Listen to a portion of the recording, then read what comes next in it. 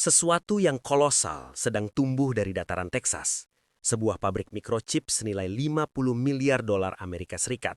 Salah satu proyek industri paling mahal dan paling kompleks yang pernah dibangun di negeri itu. Namun, ini bukan sekedar pabrik. Ia adalah simbol ambisi Amerika untuk kembali berdiri di garis depan industri semikonduktor global, sekaligus benteng strategis dalam persaingan teknologi dunia. Di atas kertas, proyek ini tampak sempurna, dirancang untuk menyaingi pabrik raksasa TSMC di Arizona, hanya satu negara bagian jauhnya. Ironisnya, bahkan sebelum benar-benar beroperasi, proyek ini telah terperosok dalam krisis. Dan kisah ini tidak menyerupai apapun yang pernah saya saksikan. Ini bukan sekedar cerita tentang kegagalan konstruksi atau kesalahan manajemen. Ini adalah kisah tentang bagaimana masa depan kecerdasan buatan dan perekonomian global bergantung pada keputusan-keputusan yang diambil pada skala atom. Untuk memahami apa yang terjadi, kita harus kembali ke perusahaan di balik proyek ini, Samsung. 1 dekade lalu, Samsung berada di puncak kejayaannya. Perusahaan ini merupakan produsen chip terbesar kedua di dunia dan satu-satunya yang mampu menantang dominasi TSMC Taiwan. Dominasi Samsung di pasar chip memori nyaris mutlak. DRAM dan NAND buatan mereka menggerakkan server, ponsel pintar, dan pusat data di seluruh dunia. Namun, Samsung tidak berhenti di memori. Mereka juga memproduksi chip logika, otak iPhone generasi awal Apple, GPU awal Nvidia, hingga sistem komputasi autopilot pertama milik Tesla. Pada tahun 2015, Samsung menguasai proses 14 nanometer, mengamankan kontrak Apple, dan berdiri tepat di belakang TSMC. Untuk sesaat, tampak seolah Samsung akan menyalip pesaingnya itu. Namun segalanya berubah ketika Apple menjadi pesaing langsung Samsung di pasar ponsel pintar. Mempercayakan produksi chip iPhone kepada Samsung berarti menyerahkan senjata kepada rival. Apple pun memindahkan seluruh produksinya ke TSMC, sebuah perusahaan manufaktur murni yang tidak bersaing dengan siapapun. Sejak saat itu, retakan mulai tampak jelas. Berbeda dengan TSMC yang fokus sepenuhnya pada manufaktur chip, Samsung terbagi ke berbagai lini bisnis, chip logika, memori, layar, dan ponsel. Proses 10 nanometer mereka mengalami keterlambatan. Tingkat hasil produksi merosot tajam, dan ketika TSMC melesat ke 5 dan 3 nanometer, Samsung masih berjuang menstabilkan 7 nanometer dengan yield sekitar 40%. Nvidia mundur, disusul Qualcomm, lalu Tesla. Setiap pelanggan yang pergi bukan hanya membawa kerugian miliaran dolar, tetapi juga menggerus kepercayaan industri. Tekanan tidak berhenti di situ. Bisnis memori Samsung pun mulai tergerus oleh Micron dan SK Hynix. Dalam kondisi terdesak inilah, Samsung mengambil keputusan besar, membangun kembali kejayaannya melalui investasi kolosal. Pada tahun 2021, mereka mengumumkan pembangunan pabrik chip senilai 17 miliar dolar di Amerika Serikat, tepatnya di Taylor, Texas, sebuah kota kecil di timur laut Austin. Lokasi ini dipilih karena kedekatannya dengan ekosistem teknologi besar seperti Tesla, Qualcomm, dan Google, serta kondisi geografisnya yang relatif aman dari bencana alam. Pabrik ini diproyeksikan menjadi fasilitas semikonduktor paling canggih yang pernah dibangun di tanah Amerika. Rencananya tampak sederhana dan masuk akal. Pembangunan dimulai pada 2021, produksi chip 4 nanometer pada 2024, lalu beralih ke 2 nanometer setelahnya. Namun dunia bergerak terlalu cepat. Ledakan kebutuhan komputasi untuk kecerdasan buatan membuat industri berlomba menuju 3 nanometer dan di bawahnya. TSMC telah lebih dulu memproduksi chip mutakhir untuk Apple dan Nvidia.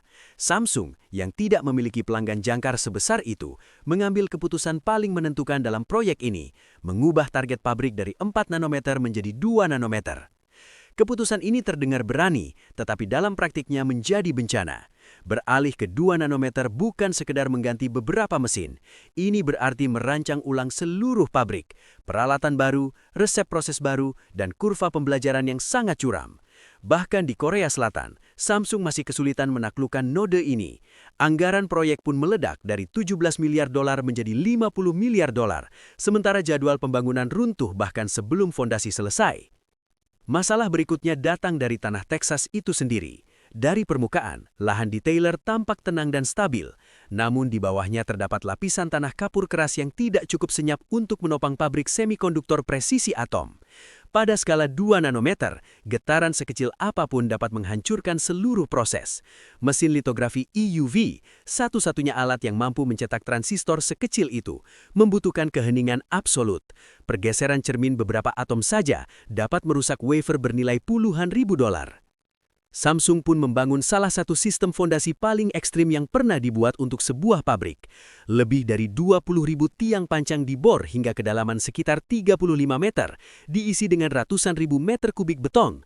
Seluruh struktur dirancang sebagai platform terapung raksasa yang terikat langsung ke batuan dasar, mampu meredam gempa kecil, lalu lintas truk, hingga getaran rel kereta di sekitarnya. Ironisnya, semua konstruksi kolosal ini dilakukan demi satu tujuan, menciptakan keheningan mutlak, karena pada skala atom, diam adalah segalanya. Semua itu dilakukan untuk memungkinkan produksi transistor generasi baru. Pada ukuran 2 nanometer, transistor tidak lagi berperilaku seperti sebelumnya. Elektron mulai bertindak sebagai gelombang, bukan partikel. Desain lama tak lagi memadai, sehingga para insinyur menciptakan arsitektur baru yang disebut gate all-around. Transistor ini menggunakan lembaran nanosilikon setebal beberapa atom yang sepenuhnya dibungkus gerbang kontrol. Ini adalah perubahan bentuk transistor yang baru terjadi 2 kali dalam sejarah industri semikonduktor. Namun memproduksinya adalah operasi tingkat atom. Kesalahan sekecil 1 angstrom, 1/10 nanometer, dapat menghancurkan seluruh batch. Masalah belum selesai. Pabrik ini mengkonsumsi listrik setara sebuah kota besar dan bergantung pada jaringan listrik Texas yang terkenal rapuh dan terisolasi. Satu kedipan listrik saja dapat memusnahkan chip senilai jutaan dolar. Untuk itu, Samsung membangun jaringan listrik internal ganda, lengkap dengan cadangan penuh, agar pabrik tetap beroperasi meskipun jaringan negara bagian gagal. Air menjadi tantangan berikutnya. Setiap hari, pabrik ini membutuhkan sekitar 15 juta galon air, 5 kali konsumsi seluruh kota Taylor. Samsung membangun fasilitas pengolahan air sendiri, mengambil air dari akuifer lokal dan mendaur ulang hampir 90% air yang digunakan. Namun ketika target produksi bergeser ke 2 nanometer, standar kemurnian melonjak drastis. Satu kontaminan mikroskopis saja dapat menghancurkan seluruh proses. Sistem air, pipa, katup, dan filter yang seharusnya selesai dikalibrasi dalam hitungan minggu, kini membutuhkan waktu berbulan-bulan, dan hingga kini masih menjadi hambatan utama. Kisah pabrik Taylor bukan sekedar tentang kegagalan teknis atau keterlambatan proyek. Ini adalah cerita tentang ambisi manusia yang berhadapan langsung dengan hukum fisika, tentang geopolitik teknologi, dan tentang bagaimana masa depan kecerdasan buatan serta ekonomi global ditentukan oleh keputusan-keputusan yang dibuat pada skala atom di atas tanah Texas dalam keheningan absolut. Masalah berikutnya datang dari sesuatu yang pada awalnya nyaris tak terlihat, udara. Karena tidak semua udara diciptakan sama. Di gurun Arizona, TSMC harus berperang melawan debu. Namun di Texas, Samsung menghadapi musuh yang berbeda, kelembapan tinggi dan emisi industri. Udara di Texas terasa berat dan syarat polusi, dipenuhi uap air, residu bahan bakar, dan jejak ozon. Zat-zat ini bukan sekedar pengotor biasa. Pada skala manufaktur semikonduktor, masing-masing mampu bereaksi dengan bahan kimia sensitif yang digunakan untuk membangun sirkuit mikro. Kelembapan dapat memicu pelepasan muatan listrik statis, sementara ozon secara harfiah dapat merusak susunan kimia pembentuk transistor. Untuk mengatasinya, Samsung membangun salah satu sistem penyaringan udara paling canggih yang pernah ada. Menara ventilasi raksasa mendorong udara masuk melalui lapisan filter ultra halus yang mampu menangkap partikel lebih kecil dari virus. Namun dalam dunia fabrikasi chip, udara tidak cukup hanya bersih. Di dalam pabrik, udara itu sendiri menjadi bagian dari proses manufaktur. Setiap inci kubik harus berada dalam keseimbangan sempurna, suhu, kelembapan, dan tekanan. Karena pada ukuran 2 nanometer, setetes air mikroskopis saja dapat menghancurkan miliaran transistor. Itulah sebabnya, pabrik fabrikasi mengendalikan kelembapan melalui konsep yang disebut titik embun, yaitu suhu tepat ketika air mulai mengembun. Jika terlalu tinggi, tetesan air akan terbentuk di atas wafer. Jika terlalu rendah, listrik statis akan menumpuk. Maka suhu di dalam ruang bersih dijaga dalam selisih sepersekian derajat, berada tepat di ambang antara terlalu lembab dan terlalu kering. Seluruh ruang juga dipertahankan pada tekanan sedikit lebih tinggi daripada lingkungan luar, sehingga udara hanya mengalir keluar, bukan masuk. Ketika Anda melangkah ke dalamnya, rasanya seperti berada di dalam gelembung sunyi. Udara tidak berputar, melainkan meluncur perlahan dari langit-langit ke lantai, menyapu setiap partikel sebelum sempat menyentuh silikon. Ruang steril di Taylor mencakup area lebih luas dari 10 lapangan sepak bola, salah satu lingkungan paling bersih dan paling terkendali yang pernah diciptakan manusia. Namun bahkan itu pun belum cukup. Keajaiban sejati yang membentuk transistor bukan hanya mekanika atau fisika, melainkan kimia. Proses ini bergantung pada gas, nitrogen, hidrogen, neon, yang mendorong reaksi kimia untuk mengukir dan melapisi silikon, lapis demi lapis. Untuk itu, Samsung membangun fasilitas penyimpanan gas skala besar langsung di lokasi. Mereka memasang unit pemisahan air khusus untuk mengekstrak nitrogen dan argon langsung dari atmosfer, serta generator hidrogen yang memecah air menjadi gas hidrogen murni. Namun gas saja tidak cukup. Pembuatan chip bergantung pada asam. Tanpa asam, tidak ada proses yang berjalan. Asam sulfat misalnya, digunakan untuk membersihkan wafer setelah setiap tahap pemrosesan, dan kemurniannya harus mencapai tingkat 1/1000.000.000. Disinilah, realitas rantai pasok global menjadi hampir absurd. Hingga kini, pabrik Samsung di Taylor masih mengimpor asam-asam tersebut dari Korea Selatan. Perjalanan hampir 7.000 mil melintasi Samudra Pasifik, masuk melalui pelabuhan-pelabuhan Amerika, lalu diangkut dengan truk ke Texas. Mahal, rumit, dan penuh risiko, tetapi belum ada alternatif lokal yang layak. Bahkan wafer silikon mentah pun masih diimpor dari Jepang. Pabrik ini beroperasi dengan rantai pasok lintas benua. Ratusan mesin bernilai miliaran dolar tiba dari Jepang, Belanda, dan Amerika Serikat. Setiapnya harus dikalibrasi dengan presisi atom. Tidak semua pengiriman tiba tepat waktu. Jadwal pun bergeser. Namun anehnya, semua tantangan itu, beton, listrik, air, udara, dan pemasok, sebenarnya adalah bagian yang relatif mudah. Faktor yang benar-benar menentukan hidup atau matinya sebuah pabrik fabrikasi adalah manusia. Samsung mendatangkan ratusan insinyur dari Korea Selatan dan sekaligus merekrut serta melatih tenaga kerja lokal di Texas. Masalahnya, bahkan di Korea sendiri, Samsung belum pernah mengoperasikan pabrik 2 nanometer secara matang. Artinya, mereka tidak membawa pengalaman yang telah teruji. Mereka belajar sambil membangun. Pada saat yang sama, di Arizona, TSMC membangun pabrik serupa dengan pendekatan yang sangat berbeda. Mereka tidak memulai dari nol.